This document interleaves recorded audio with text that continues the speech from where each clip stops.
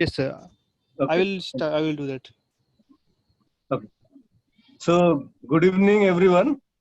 Good evening, all the eminent speakers and all whoever presents in this webinar. I am Dr. Shubhajit Sengupta from Kolkata. I'm working in Bellevue Clinic, ICU specialist. So, am I audible? Yes, sir, you're audible. Okay, thank you. So, actually, I would like to share with you all regarding the COVID-19. Actually, from past few months, we all physiotherapists are stuck with the COVID-19 physiotherapy. We have behind from other general all as usual therapy. But hopefully in coming months, we will be again come down to our normal physiotherapy thing. This I believe. So you can go to the next slides. Next slide, yeah. So a small introduction. As we all know, the COVID-19 or novel coronavirus, it started in Wuhan in late 2019. So I won't go details about this. At this time, everybody already know about the COVID-19. So I'll just focus on the PT treatment mainly. So the in present we have approximately in India 40 lakhs of active cases. Next slide, please.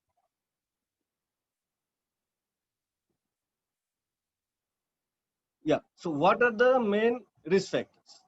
So initially, the research has shown that it's mainly affecting the more than 70 years of um, uh, people, but it varies from place to place. If you ask me in now present scenario, there are young generation also who is affecting, but in the mild cases.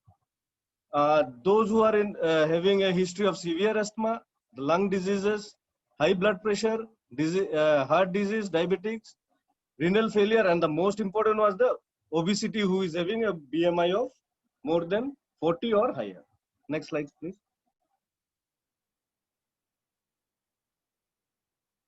So the complications.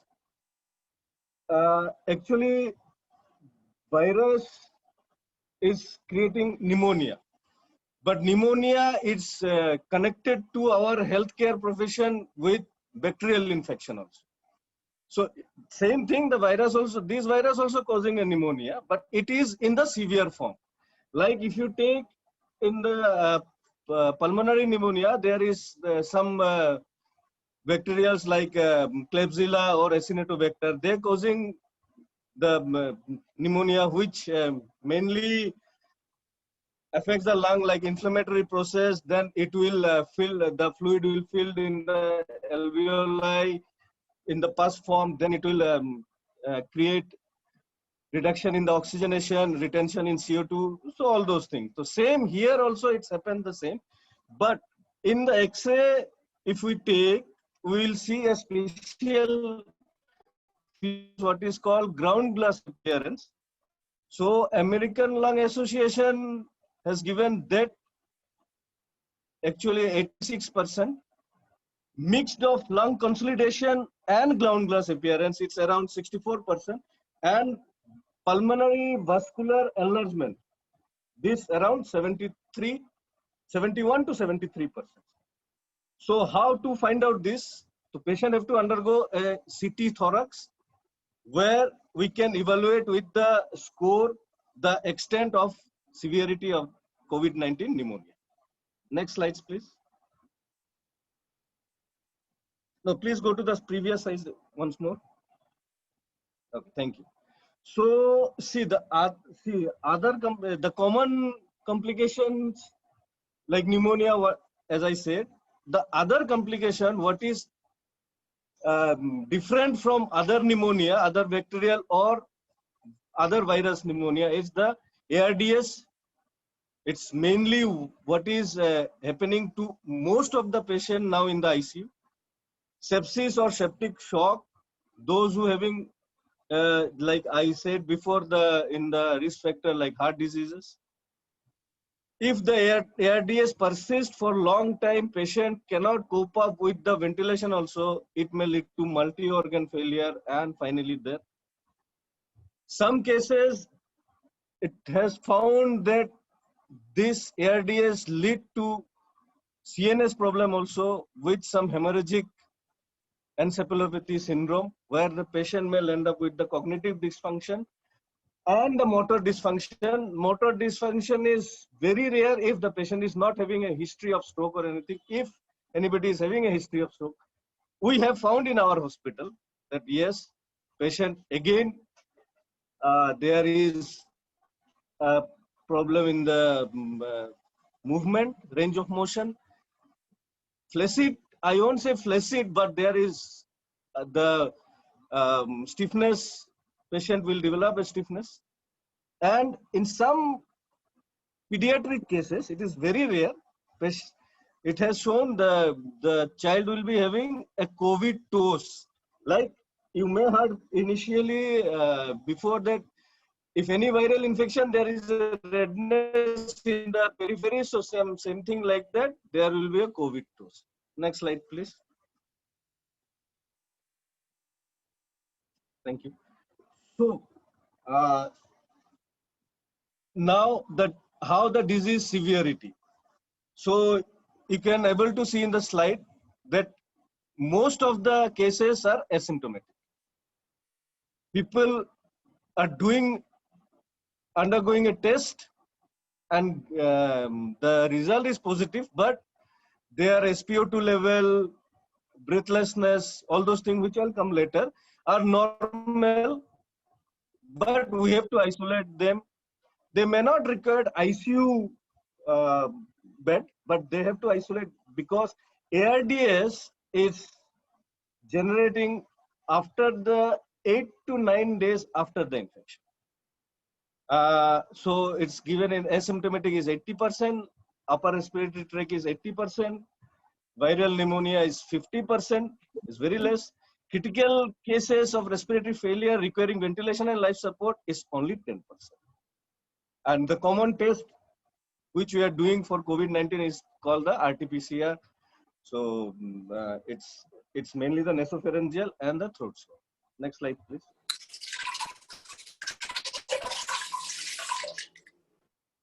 So what are the symptoms in COVID pneumonia? Other pneumonias are having the same symptoms, but few symptoms are different from the other pneumonias. Like here, there will be a rapid heartbeat, shortness of breath. You can find in the bacterial pneumonia also. Rapid breathing. Initially in bacterial pneumonia, there will be a rapid breathing, but after the antibiotic treatment and other oxygen support, the breathing control, patient can control his or her own breath. But in COVID-19, if it is very critical cases, it is very difficult for the patient to control his or her breath.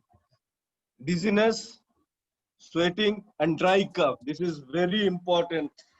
If you see in the bacterial or other viruses, there is a sputum production, what we call productive cough. Patient can cough out, but here there is no production of the cough, and it irritates the upper and lower respiratory, and thereby saturation, SpO2 level goes down, patient feel more breathlessness. And another important one is the fatigue. When we ask the patient to sit propped up in the bed itself, patient complains that they cannot use their limbs because they feel more of weakness. So it's found that oxygenation, it affects mainly the oxygenation, goes to the tissues. So fatigueness is more in COVID-19. Next slide, please.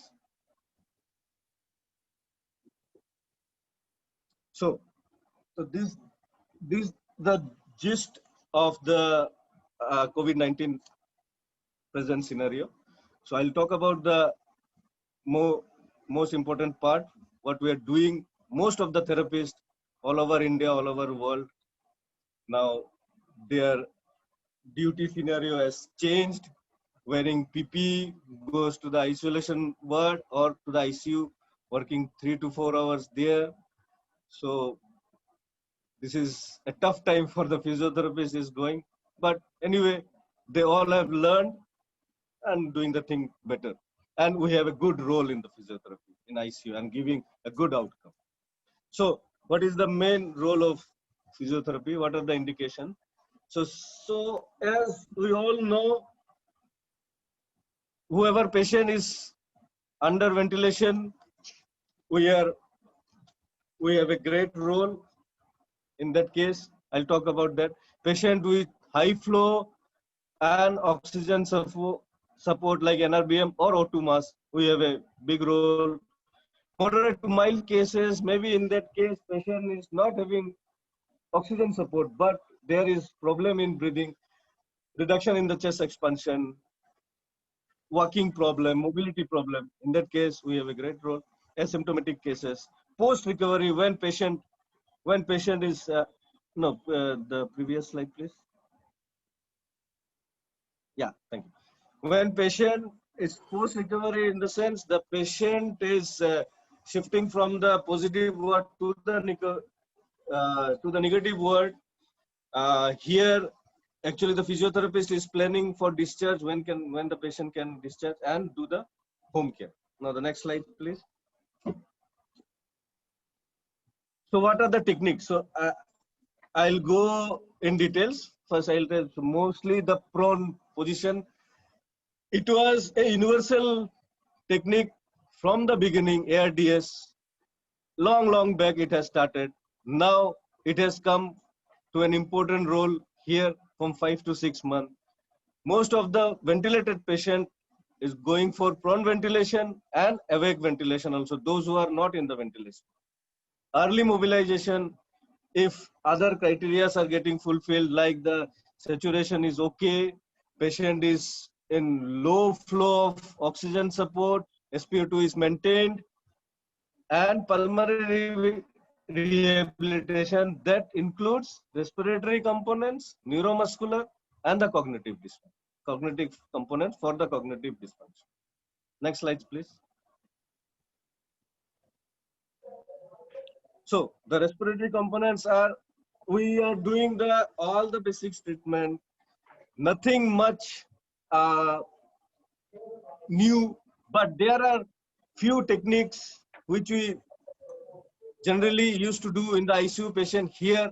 Because of the fatigue and other breathlessness problem, we have to divide, we have to assess the patient, and then we have to teach them or make them do with keeping other parameters in normal status. Like diaphragmatic breathing, diaphragmatic scooping, I'll tell what is that. Lateral stretching, upper chest inhibition, pursed lip breathing, prone breathing exercise, those who are in awake, those who are not in the ventilation or not any invasive mode like in the ventilation, they can do prone breathing in other non-invasive, like if the patient is in BiPAP or in high flow or in oxygen. Active cycle breathing technique, incentive spirometry. It is important in the post-recovery cases if the contagious of the disease is not persist. Because why I'll tell that, because we now the therapists are have to look that patient should not generate any aerosol therapy. Like it's American Pulmonary Association guidelines that chest physiotherapy is not recommended for the present COVID-19 patients. For any like percussion and vibration, it's not recommended. It's contraindicated because it is an aerosol generation procedure where patient can cough, which may lead to increase in the infection, and it may goes to the other treatment those who are on present in that room. And breath taking technique, I'll tell about that also. Please, next slide. Okay, in neuromuscular component, the most of the thing what we are doing for the ventilated patients, like passive, active assisted, and resisted movement, bed mobility, sitting out of bed, sitting balance, like whatever we are first we are checking the consciousness of the patient, how the patient is commanding with your patient is commanding whenever you are calling the patient. So we can go slowly from the sitting position to the leg dangling, and from their stand, we have to monitor the vitals every time. Then if patient is having no breathlessness, SpO2 is maintaining, then we can make the patient walking. If it is not possible, we can give a sense in neuromuscular cases like what we call tilt table, upper and lower limb ergometry. Most of the cases we are not using now, but it is recommended. Some of the researchers have found that. And neuromuscular electrical stimulation if there is severe weakness in the quadriceps and other muscles. But we have to monitor the O2 every time. Next slide, please. And cognitive dysfunction. Here, because of that encephalopathy, secondary infection from COVID-19, psychological support is very much required, because patient will have a psychological problem. Those who are in the ICU cannot speak if they are in non-invasive, always having a breathlessness problem. So in that cases, we have to, and those who are in the hypoxia, they will end up in the psychological problem. So we have to give a psychological support, motivate them to normalize their breathing, and slowly they will get out of the ICU. Mental relaxation, some techniques of breathing we can teach them, meditation. This is not possible in the hospital or in the ward. We can teach them in the home care. Nutritional counseling, they should take a good food when they are out of the invasive ventilation or O2 support, so that they can fight with their fatigue problem and a good sleep. So can we please come to the respiratory component slide? No, the previous respiratory component.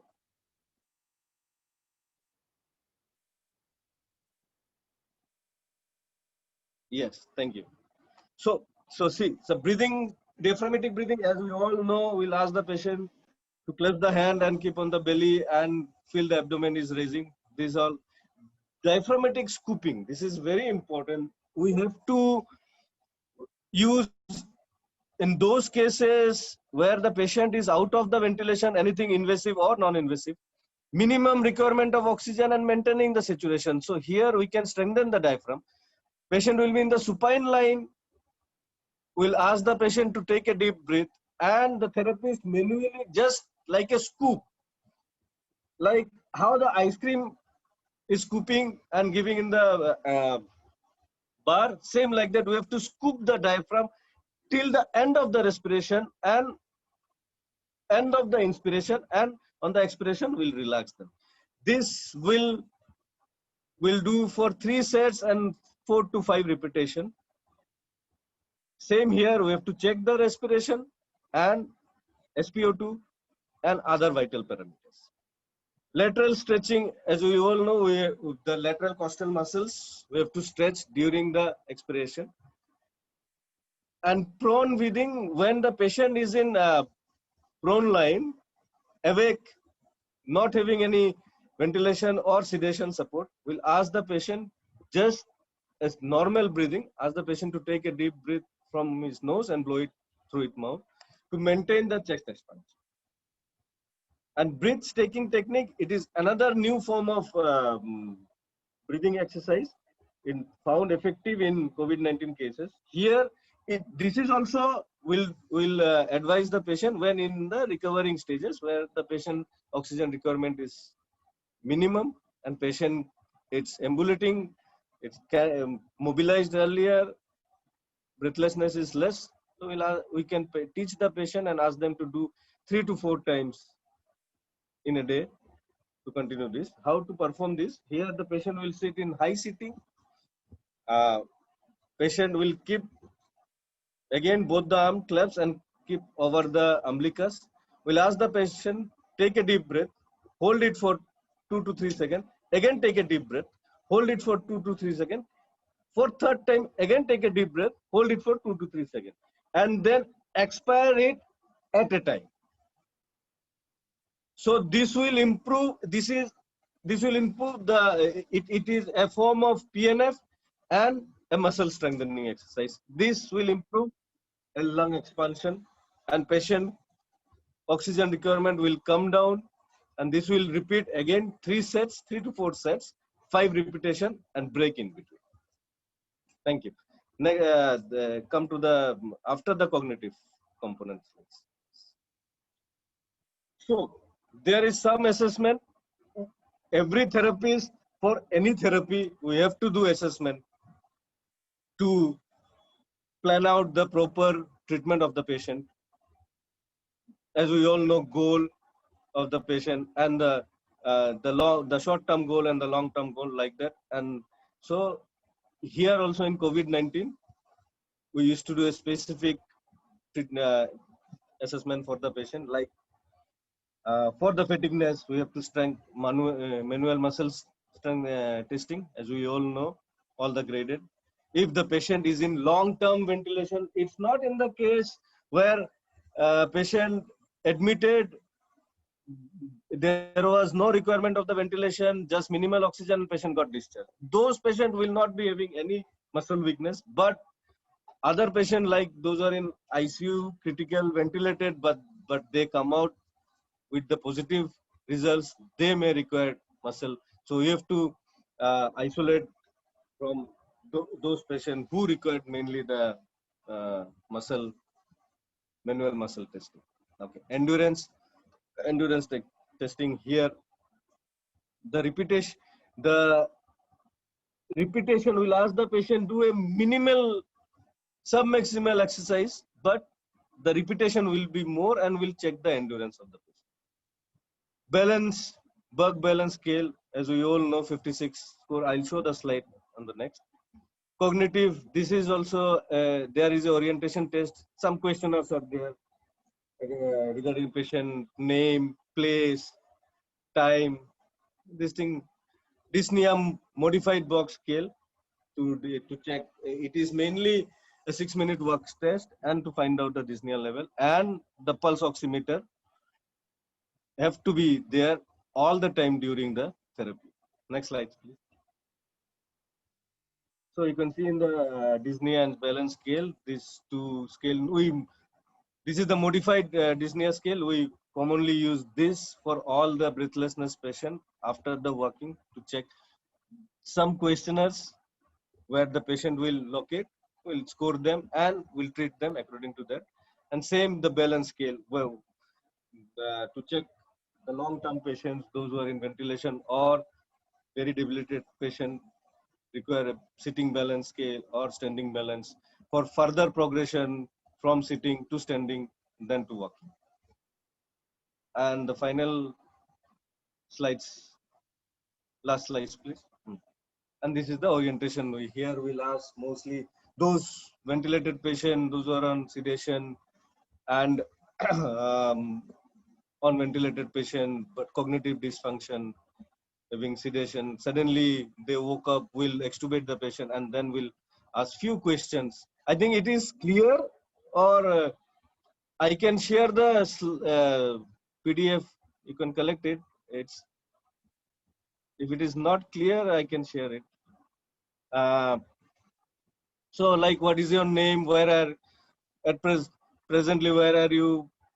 What is the time now? The place? So these thing, common questions we'll ask the patient. So few things I'll tell about the prone position. So in prone position, it is internationally found that it is very effective in COVID-19, both in the ventilated and awake proning cases. It actually improves the ventilation perfusion ratio, gaseous exchange, better oxygenation, and CO2 washout. We have to keep in mind when we are doing the prone ventilation, some contraindications, they are divided into two parts like absolute and relative. In absolute cases, any spinal instability, we should not go for prone ventilation, and intracranial pressure. Relative contraindications of abdominal wound because patient have to lie down on his or her abdomen. Multiple trauma, recently multiple trauma should not go for prone ventilation. Pregnancy and patient severe hemodynamic instability like high heart rate, blood pressure is high, low oxygen is indicated, but if the patient is high blood pressure and high heart rate, we should not, we have to reduce the heart rate with some medications and blood pressure, and then we have to proceed for prone ventilation. In severe cases, those who are recovering therapists have to keep in mind for the home care treatment or in the ward before the discharge, like before early mobilization, therapists have to check his or her patient's SpO2. Any exercises which increasing the patient work of breathing should be avoided. Should and like ankle pump, if the patient is not ready for the sitting problem, we have to teach them on bed exercises, ankle pump, and other free hand exercises, so that slowly patient can get the strength and can sit. And we have to, for progression, we have to go limb strengthening slowly from the gate 3, gate 4, slowly we have to increase. And always we have to give the patient psychological support, motivational support, because in breathlessness or in hypoxia, patient will be losing their hope. They feel the negative, and this situation where patient is out of can't able to see the family members also, they need our support mostly. Thank you. Thank you very much, sir. It was a wonderful session.